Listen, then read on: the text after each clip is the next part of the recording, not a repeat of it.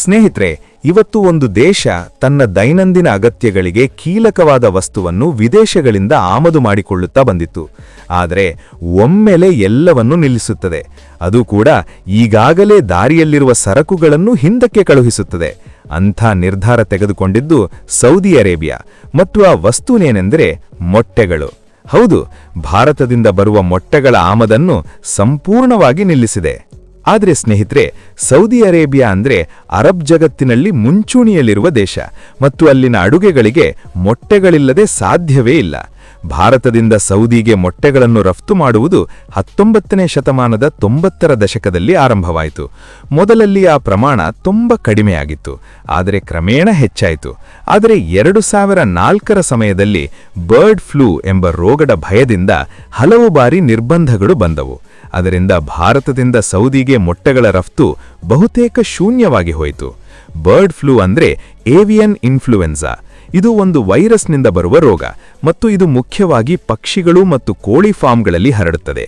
ಯಾವ ದೇಶದಲ್ಲಿ ಈ ಅಪಾಯ ಹೆಚ್ಚಿದ್ರೆ ಉಳಿದ ದೇಶಗಳು ತಕ್ಷಣ ಮೊಟ್ಟೆಗಳು ಮತ್ತು ಕೋಳಿ ಉತ್ಪನ್ನಗಳ ಆಮದನ್ನು ನಿಲ್ಲಿಸುತ್ತವೆ.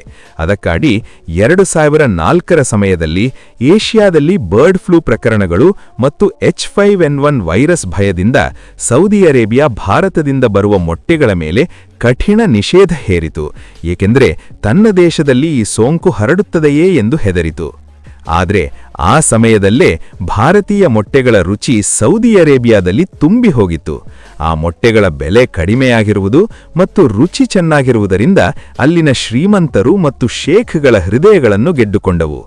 2021ರಿಂದ 2022ರವರೆಗೆ ಸೌದಿ ಅರೇಬಿಯಾ ಹೆಚ್ಚಾಗಿ ಯುರೋಪಿಯನ್ ದೇಶಗಳಿಂದಲೇ ಮೊಟ್ಟೆಗಳನ್ನು ತರಿಸಿಕೊಳ್ಳುತ್ತಿತ್ತು. ಆದರೆ 2022ರಿಂದ 2029ರ ಸಮಯದಲ್ಲಿ ರಷ್ಯಾ ಮತ್ತು ಉಕ್ರೇನ್ ನಡುವೆ ಯುದ್ಧ ಆರಂಭವಾಯಿತು. ಅಲ್ಲಿ ಕೋಳಿಗಳಿಗೆ ಆಹಾರ ತೀವ್ರವಾಗಿ ಕಡಿಮೆಯಾಯಿತು. ಮೊಟ್ಟೆಗಳ ಬೆಲೆಗಳು ಆಕಾಶವನ್ನು ಮುಟ್ಟಿದವು. ಅದೇ ಸಮಯದಲ್ಲಿ ಹಲವು ಗಲ್ಫ್ ದೇಶಗಳಲ್ಲಿ ಬರ್ಡ್ ಫ್ಲೂದಿಂದ ಸ್ಥಳೀಯ ಉತ್ಪಾದನೆಗೆ ಹೊಡೆತ ಬಿತ್ತು. ಅದರಿಂದ ಸುತ್ತಮುತ್ತಲಿನ ಎಲ್ಲ ಮಾರ್ಗಗಳು ಮುಚ್ಚಿಹೋದವು. ಅప్పుడు ಸೌದಿ ಅರೇಬಿಯಾಕ್ಕೆ ಭಾರತ ಕಾಣಿಸಿತು. ಏಕೆಂದರೆ ಭಾರತೀಯ ಮೊಟ್ಟೆಗಳ ರುಚಿಯನ್ನು ಅವರು ಮೊದಲೇ ಅನುಭವಿಸಿದ್ದರು. ಅದಕ್ಕಾಗಿ ನೋಡುತ್ತಲೇ ಭಾರತದಿಂದ ಮೊಟ್ಟೆಗಳ ಬೇಡಿಕೆ ಆಕಾಶವನ್ನು ಮುಟ್ಟಿತು. ಇಲ್ಲಿಯೇ ಈ ಕಥೆಯಲ್ಲಿ ದೊಡ್ಡ ತಿರುವು ಬಂದಿತು. ಬೇಡಿಕೆ ಹೆಚ್ಚುತ್ತಾ ಹೋದಂತೆ ಭಾರತದ ರಫ್ತುದಾರರು ತಮ್ಮ ಸರಬರಾಜು ವ್ಯವಸ್ಥೆಯನ್ನು ವೇಗವಾಗಿ ಹೆಚ್ಚಿಸಿದರು.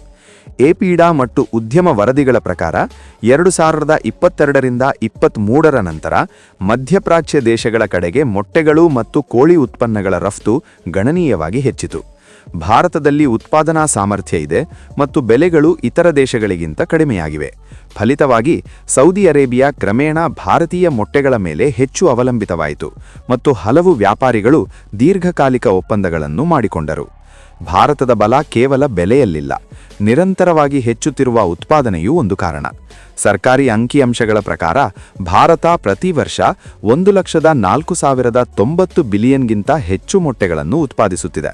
ಅದರಿಂದ ಜಗತ್ತಿನಲ್ಲೇ ಅತಿದೊಡ್ಡ ಮೊಟ್ಟೆಗಳ ಉತ್ಪಾದಕ ದೇಶಗಳಲ್ಲಿ ಒಂದಾಗಿ ನಿಂತಿದೆ. ಯುರೋಪ್ ಮತ್ತು ಇತರ ದೇಶಗಳಲ್ಲಿ ಸರಬರಾಜು ಸಂಕಷ್ಟ ಬಂದಾಗ ಭಾರತೀಯ ಮೊಟ್ಟೆಗಳು ಸೌದಿ ಅರೇಬಿಯಾ ಮಾರುಕಟ್ಟೆಗೆ ಅತ್ಯಂತ ಸುಲಭ ಮತ್ತು ವಿಶ್ವಾಸಾರ್ಹ ಆಯ್ಕೆಯಾಗಿ ಮಾರ್ಪಾಡಾದವು. ಅದಕ್ಕಾಗಿ ಕ್ರಮೇಣ ಸೌದಿ ಅರೇಬಿಯಾ ಮಾರುಕಟ್ಟೆಯಲ್ಲಿ ಭಾರತೀಯ ಮೊಟ್ಟೆಗಳ ಉಪಸ್ಥಿತಿ ಅಷ್ಟು ಹೆಚ್ಚಾಗಿ ಹೋಯಿತು. ಹಲವು ಸ್ಥಳೀಯ ಮಾರಾಟಗಾರರ ವ್ಯವಹಾರ ನೇರವಾಗಿ ಭಾರತದ ಸರಬರಾಜಿನ ಮೇಲೆಯೇ ಅವಲಂಬಿತವಾಯಿತು. ಆದರೆ ಅప్పుడే ಈ ಕಥೆಯಲ್ಲಿ ಮತ್ತೊಂದು ದೊಡ್ಡ ತಿರುವು ಬಂದಿತು. ಸೌದಿ ಅರೇಬಿಯಾದ ಆಹಾರ ಮತ್ತು ಔಷಧ ಅಧಿಕಾರ ಸಂಸ್ಥೆ ಒಮ್ಮೆಲೆ ಆರೋಗ್ಯ ಸುರಕ್ಷತೆಯ ಹೆಸರಿನಲ್ಲಿ ಏವಿಯನ್ ಇನ್ಫ್ಲೂಯೆನ್ಸಾ ಅಂದ್ರೆ ಬರ್ಡ್ ಫ್ಲೂ ಅಪಾಯವನ್ನು ತೋರಿಸುತ್ತಾ ಒಮ್ಮೆಲೆ ಹಲವು ದೇಶಗಳಿಂದ ಕೋಳಿ ಮತ್ತು ಮೊಟ್ಟೆಗಳ ಆಮದು ಮೇಲೆ ನಿಷೇಧ ಹೇರಿತು.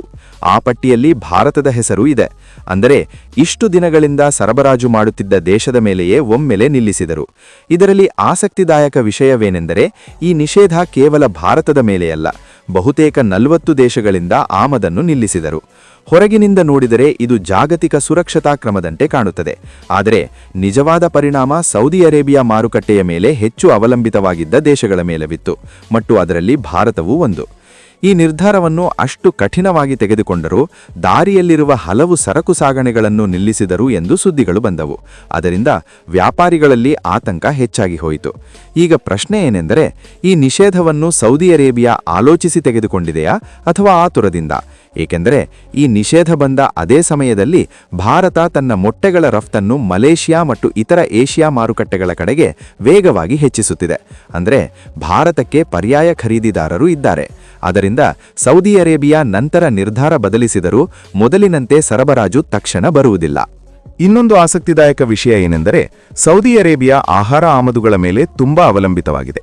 ಅಲ್ಲಿನ ಸ್ಥಳೀಯ ಮೊಟ್ಟೆಗಳ ಉತ್ಪಾದನೆ ಎಂದೂ ದೇಶೀಯ ಬೇಡಿಕೆಯನ್ನು ಸಂಪೂರ್ಣವಾಗಿ ತೀರಿಸಿಲ್ಲ. ಮೊದಲು ಕೂಡ ಸ್ಥಳೀಯ ಕೊರತೆ ಬಂದಾಗ ದೊಡ್ಡ ಪ್ರಮಾಣದಲ್ಲಿ ಹೊರಗಿನಿಂದ ಮೊಟ್ಟೆಗಳನ್ನು ತರಿಸಿಕೊಳ್ಳಬೇಕಾಯಿತು. ಇಂತಹ ಸ್ಥಿತಿಯಲ್ಲಿ ಹಲವು ದೇಶಗಳಿಂದ ಆಮದು ನಿಲ್ಲುತ್ತಿದ್ದರೆ ಮಾರುಕಟ್ಟೆಯಲ್ಲಿ ಸರಬರಾಜು ಒತ್ತಡ ಬರುವುದು ಖಚಿತ. ಅದೇ ಸೌದಿ ಅರೇಬಿಯಾಕ್ಕೆ ಮುಂದೆ ಹೋಗುತ್ತಿದ್ದರೆ ತೊಂದರೆ ಕೊಡುವ ಅಂಶ. ಮತ್ತೊಂದು ಕಡೆ ಭಾರತಕ್ಕೆ ಇದು ಒಂದು ಅವಕಾಶವೂ ಆಗುತ್ತದೆ. ಒಂದು ಮಾರುಕಟ್ಟೆ ಬಾಗಿಲು ಮುಚ್ಚಿಕೊಂಡರೆ ರಫ್ತುದಾರರು ಹೊಸ ಮಾರುಕಟ್ಟೆಗಳನ್ನು ಹುಡುಕುತ್ತಾರೆ. ಮಲೇಷಿಯಾ, ಆಫ್ರಿಕಾ ಮತ್ತು ಇತರ ಏಷ್ಯಾ ದೇಶಗಳಲ್ಲಿ ಭಾರತೀಯ ಮೊಟ್ಟೆಗಳ ಬೇಡಿಕೆ ಈಗಾಗಲೇ ಹೆಚ್ಚುತ್ತಿದೆ. ಅಂದರೆ ಭಾರತ ತನ್ನ ರಫ್ತು ಮಾದರಿಯನ್ನು ವಿವಿಧ ದೇಶಗಳಿಗೆ ವಿಸ್ತರಿಸುತ್ತಿದೆ. ಅದರಿಂದ ಒಂದೇ ದೇಶದ ಮೇಲೆ ಅವಲಂಬನೆ ಕಡಿಮೆಯಾಗುತ್ತಿದೆ. ಚರಿತ್ರೆ ನೋಡಿದರೆ ಸೌದಿ ಅರೇಬಿಯಾ ಮೊದಲು ಕೂಡ ರೋಗದ ಹೆಸರಿನಲ್ಲಿ ನಿಷೇಧಗಳನ್ನು ಹೇರಿ ಸ್ಥಿತಿ ಸಾಮಾನ್ಯವಾದ ನಂತರ ನಿರ್ಬಂಧಗಳನ್ನು ತೆಗೆದುಹಾಕಿತು. ಅಂದರೆ ಈಗ ಕಾಣುತ್ತಿರುವ ದೂರ ಶಾಶ್ವತವಾದುದಲ್ಲ. ಆದರೆ ಈ ಸಲ ಭಿನ್ನತೆ ಏನೆಂದರೆ ಜಾಗತಿಕ ಬೇಡಿಕೆ ಹೆಚ್ಚಾಗಿದೆ ಮತ್ತು ಭಾರತಕ್ಕೆ ಪರ್ಯಾಯ ಆಯ್ಕೆಗಳು ಹೆಚ್ಚಾಗಿವೆ. ಭಾರತದಲ್ಲಿನ ಕೋಳಿ ರಂಗ ಜಗತ್ತಿನಲ್ಲೇ ಅತಿ ವೇಗವಾಗಿ ಬೆಳೆಯುತ್ತಿರುವ ರಂಗಗಳಲ್ಲಿ ಒಂದು. ಭಾರತ ಪ್ರತಿ ವರ್ಷ 13ರಿಂದ 14 ಬಿಲಿಯನ್ ಮೊಟ್ಟೆಗಳನ್ನು ಉತ್ಪಾದಿಸುತ್ತಿದೆ. ಅದರಿಂದ ಜಗತ್ತಿನಲ್ಲಿ ಟಾಪ್ 3 ಮೊಟ್ಟೆಗಳ ಉತ್ಪಾದಕ ದೇಶಗಳಲ್ಲಿ ಒಂದಾಗಿ ನಿಂತಿದೆ.